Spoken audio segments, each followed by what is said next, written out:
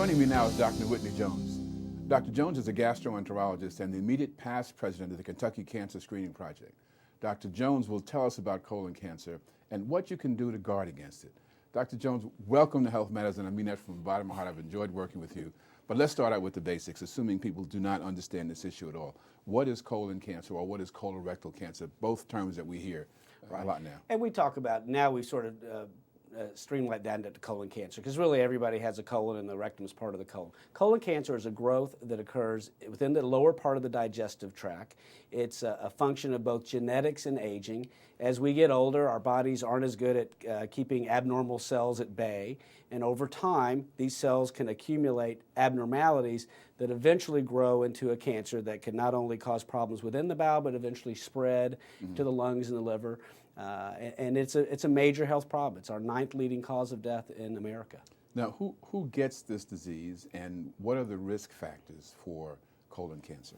The answer is everyone's at risk for this disease. This is a non-denominational disease. It affects women, men, people of all persuasions and ethnicities, but generally it is a disease of aging. So people over 50 is where the polyps and the cancers start to accumulate, and so that's the level at which we start screening checks. Unless you have a family history of colon cancer and polyps, in which case you need to start earlier.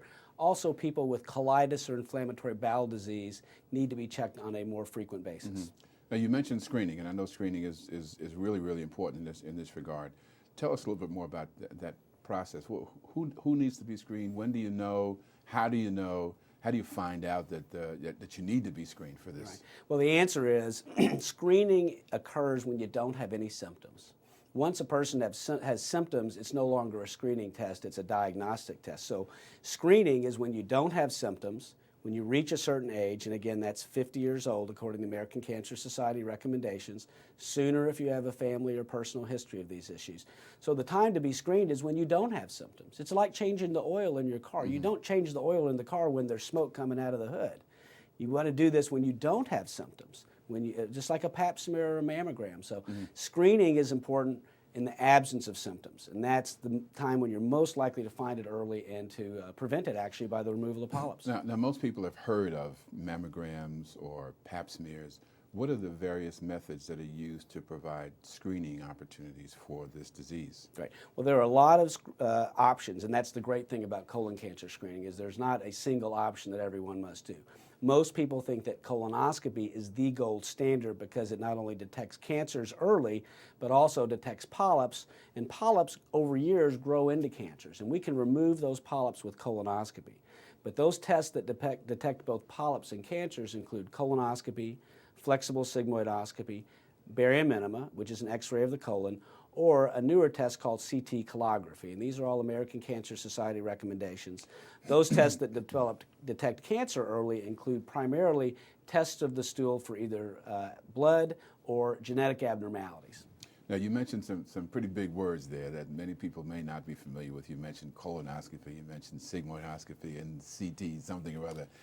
Can you just give us a little more of a breakdown as to what is involved in these various tests, as well as testing the stool for blood? How does that work? Well, polyps and cancers bleed intermittently into the intestinal tract, and so if you test stool for blood and you find it, then that leads to one of these other tests. Primarily, it leads to a colonoscopy to evaluate the colon.